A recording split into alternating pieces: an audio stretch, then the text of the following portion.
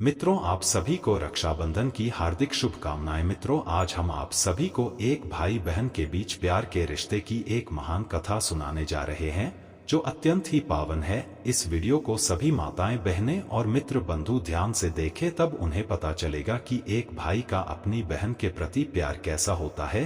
एक भाई अपनी बहन का स्नेह पाने के लिए कुछ भी कर सकता है। मित्रों, चलो मैं इस पावन कथा का अवलोकन आप सभी को कराता हूँ। मित्रों, एक समय की बात है जब देवर्षि नारद जी आकाश मार्ग में विचरण कर रहे थे, तब उन्होंने देखा कि एक बहन अपने भाई की कलाई पर राखी बांध रही थी और उस राखी के बदले वह भाई उसकी सदैव रक्षा करने का उसे वचन दे रहा है। उस समय श्रावण मास का महीना था। अब देवर्षि नारद जी ने मन में सोचा कि आखिर सावन का महीना है, इस महीने में भगवान भोलेनाथ की पूजा आराधना की जाती है, तो क्यों ना मैं भगवान भोलेनाथ के पास जाकर उसने ही पूछ लेता हूँ कि वह बहन अपने भाई की कलाई पर राखी बांध रही थी और वह भाई उसकी रक्षा का वचन उसे क्यों दे रहा था। तब देवर्षि नारद जी नारायण नारायण करते हुए जा पहुँचे भगवान भोलेनाथ जी के पास। भगवान भोलेनाथ माता पार्वती के साथ कैलाश पर्वत पर विराजमान थे। जब देवर्षि नारद जी माता पार्वती और भगवान भोलेनाथ के समक्ष जाते हैं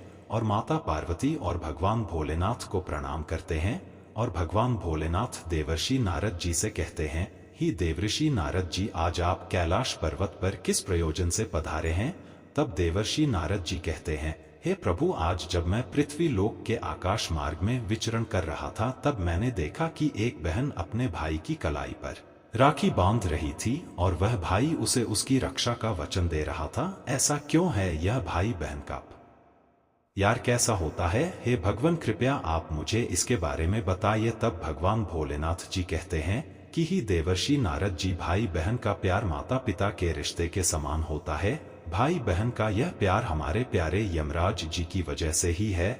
यह उनकी बहन और उनके प्यार की निशानी है, इसीलिए रक्षाबंधन का त्योहार मनाया जाता है। देवर्षि नारद जी, आपने जो पृथ्वी लोक पर देखा वह भाई बहन के प्यार की निशानी थी कि एक बहन अपने भाई का प्यार पाने के लिए कुछ भी कर सकती है, उसकी रक्षा करती है, परंतु यदि वहीं उस बहन के ऊपर कोई मुसीबत आती है तो उसका भाई हंसते हंसते सब सह जाता है, परंतु अपनी बहन को कोई परेशानी नहीं होने देता है। ही देवर्षि नारद जी, मैं आपको एक अत्यंत ही महत्वपूर्ण रक्षाबंधन की एक कथा सुनाता हूँ, जिसे सुनने के बाद आपको पूर्ण ज्ञात हो जाएगा कि आखिर एक भाई का उसकी बहन के प्रति प्यार कैसा होता है। तब देवर्षि नारद जी कहते हैं कि हे भगवान, मुझे उस कथा को सुनाइए, अब मुझसे किंचित मात्र भी रोका नहीं जा रहा है।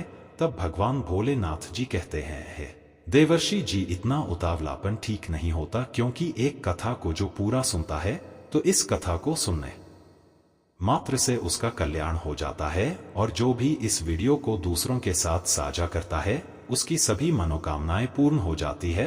तब भगवान भोलेनाथ की बात सुनकर देवर्षि नारद जी कहते हैं कि हे भगवान, आप उस कथा को सुनाइए, मैं पूरे मन लगन के साथ उस कथा को सुनूंगा। अब भगवान भोलेनाथ कहते हैं, हे देवर्षि नारद जी, आज मैं तुम्हें एक अमीर बहन और गरीब भाई की कथा सुनाता हूँ। आज की कथा सुनकर तुम्हें पता चल जाएगा कि एक भाई और बहन का रिश्ता कैसा होता है और हर एक बहन और भाई को अपना रिश्ता कैसे निभाना चाहिए। साथ ही साथ तुम्हें आज की इस कथा में जानने को मिलेगा कि आखिर मनुष्य गरीब क्यों हो जाता है, वह कौन से कारण हैं जिनकी वजह से मनुष्य गरीब हो जाता है। आखिर मनुष्य द्वारा किए गए ऐसे कौन से काम होते हैं जिनको करने से मनुष्य निधन हो जाता है और गरीबी के दलदल में फंसता चला जाता है। अब भगवान भोलेनाथ कथा को सुनाना आरंभ करते हैं और कहते हैं कि है देवर्षि नारद जी, बहुत पुराने समय की बात है। किसी नगर में एक बहुत ही धनवान माध्यम का एक किसान रहता था।